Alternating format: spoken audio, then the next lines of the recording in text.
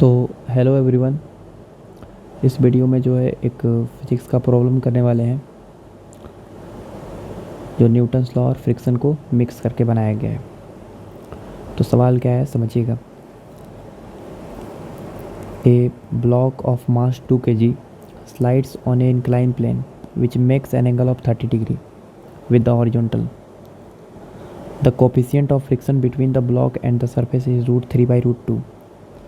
What force along the plane should be applied to the block so that it moves down and up without any acceleration? Without any acceleration करने का मतलब है उसकी velocity क्या होनी चाहिए, constant, या स्पीड क्या होनी चाहिए, कांस्टेंट, एक्सलेशन कितना होना चाहिए, जीरो, मतलब नेट फोर्स जीरो होना चाहिए, जी का वैल्यू इतना रखना है। तो चलिए सवाल को बनाते हैं, आराम से समझिएगा, कोई टफ सवाल नहीं है। यहाँ पर आपके पास दिया हुआ है कि एक इंक्लाइन प्लेन है ऐसे, और यहाँ पे एंगल ऑफ इंक्लिनेशन कितना दिया है, 30, ठीक है। और यहाँ पर ऐसे एक ब्लॉक है, कितना kg का, तो ऑफकोर्स 2 kg का, 2 kg का, ठीक है ना, 2 kg। अब समझिएगा यहाँ पे कि इधर की तरफ कौन कौन सा फोर्स है। तो इधर की तरफ फोर्स है आपके पास कितना, इधर की तरफ फोर्स है 2g साइन 30, मतलब 10 न्यूटन, जी का वैल्यू 10, साइन 30 और 2 कैंसिल हो जाएगा, ठीक है। अब समझिए यहाँ पे कि 10 न्यूटन है और फ्रिक्शन फोर्स किधर लगेगा।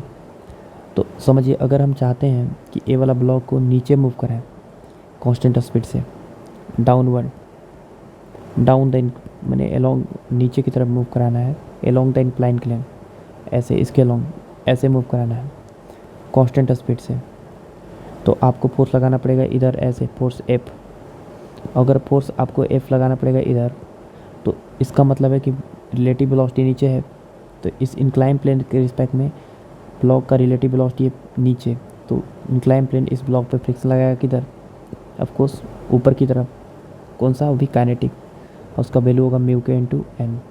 नॉर्मल कितना आएगा, तो नॉर्मल इस ब्लॉक पे ऊपर की तरफ लाएगा और नीचे की तरफ आएगा 2g cos 30, तो 2g का वैल्यू 10, cos 30 इज √3/2, √3/2, ठीक है। 2 से 2 कैंसिल, तो 10 √3 न्यूटन।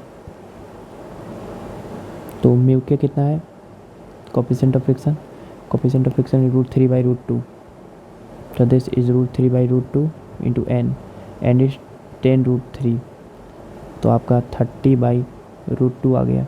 30/√2 मैंने 30/√2 गुने √2/√2, तो 30√2/2 मैंने 15√2 न्यूटन। तो पीछे की तरफ फोर्स है 10 और आगे की तरफ फोर्स है, पीछे की तरफ फोर्स है 15√2 न्यूटन और आगे की तरफ है 10, तो आपको फोर्स कितना चाहिए, तो फोर्स लगाना है कितना, तो फोर्स लगाना पड़ेगा कांस्टेंट स्पीड से मूव कराने के लिए एफ प्लस कितना, इधर की तरफ फोर्स 10 न्यूटन, एफ प्लस 10 बराबर पीछे के फोर्स कितना है 15√2, तो एफ प्लस 10 बराबर कितना 15√2, तो यहाँ पे फोर्स का वैल्यू आ जाएगा 15√2 माइनस 10। इतना न्यूटन जो है आपको मूव कराना पड़ेगा किधर, नीचे, डाउन में मूव कराने के लिए इतना फोर्स चाहिए।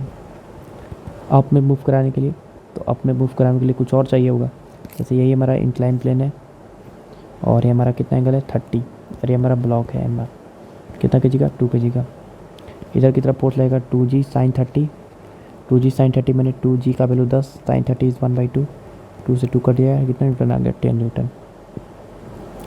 अब समझिए यहाँ पे कि इसको हमको अप मूव कराना है, अप, और कैसे, कांस्टेंट वेलोसिटी से।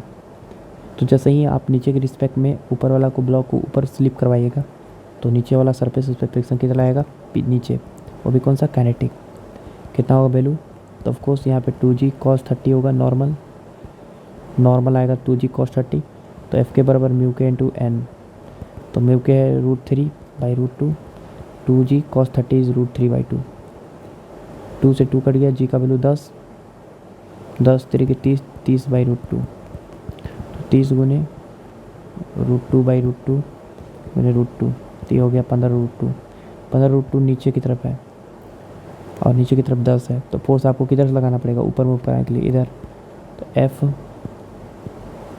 बराबर कितना, नीचे के फोर्स के बराबर, तो F बराबर हो जाएगा कितना, F बराबर नीचे के फोर्स है 10 और प्लस कितना 15√2 न्यूटन। ठीक है, तो ये था हमारा सवाल। चलिए, ऑल द बेस्ट।